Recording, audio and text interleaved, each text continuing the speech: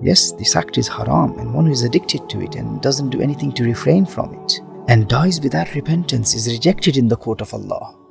And to commit this sin in the blessed month of Ramadan whilst fasting, that is asking for the wrath of Allah. One of the tenets of fasting is to refrain from sexual desires and temptation.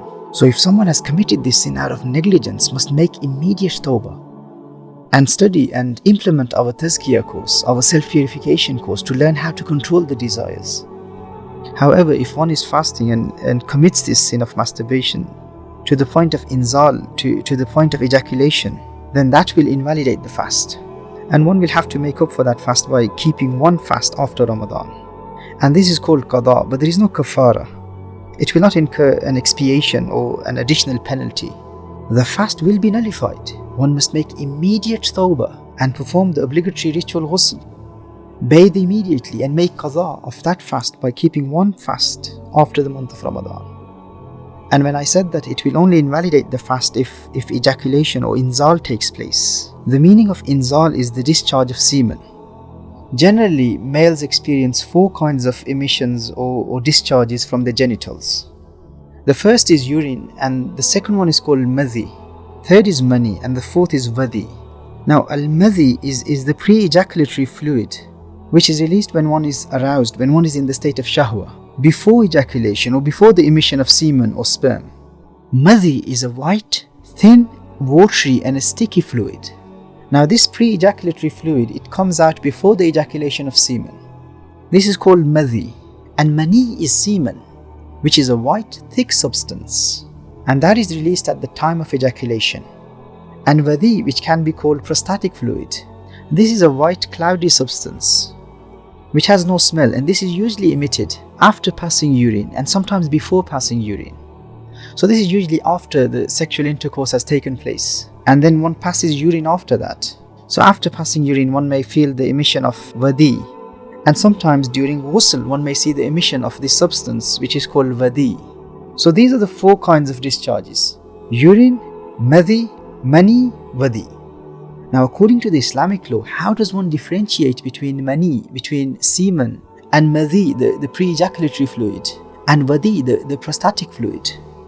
So remember, when mani comes out, when semen comes out, the excitement or the passion is decreased. The shahwa or the desire is cooled after the emission of semen, which is called mani in Arabic. Whereas when madhi is discharged, it doesn't decrease the excitement, it increases the desire and the shahwa. And also, mani is a thick white substance, and when it is discharged, it gushes out of the genitals. Whereas madhi, which comes out before the ejaculation of the semen, that is a thin fluid which doesn't pour out like the semen. And vadi is that substance which comes out after, when one passes urine, and mostly after passing urine and sometimes before passing urine. And this is necessary knowledge for every Muslim. Remember, if one has committed the sin of masturbation, it is only the emission of the mani which breaks the fast.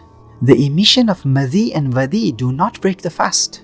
According to some Maliki scholars, madhi also invalidates the fast. But in the Hanafi school, madhi does not invalidate the fast.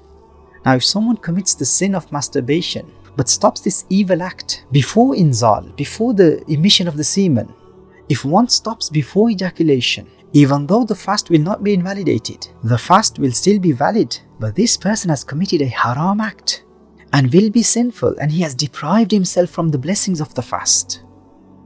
So immediate repentance, immediate tawbah is wajib upon that person. It's an obligation upon that person. And this is something that every Muslim should know. This is necessary knowledge for every Muslim.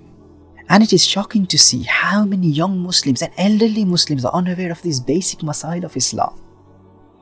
This is the responsibility of the parents, and this is an obligation upon the parents to teach their children, either teach them themselves or send them to the people of knowledge. So another important mas'ala to remember is that the way passing urine breaks wudu, in the same way madhi and vadi, they will break the wudu, but the emission of madhi and vadi will not necessitate ghusl.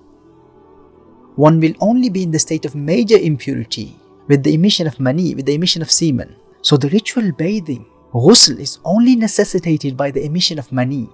It is fard, it is an obligation to perform ghusl after the ejaculation of mani.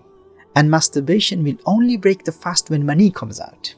All forms of masturbation are haram, and one is rejected in the court of Allah Jalla wa Ala, and especially in the state of Sawm, whilst fasting. A believer will never commit this sin, but the commission of this sin will only break the fast with the ejaculation of semen.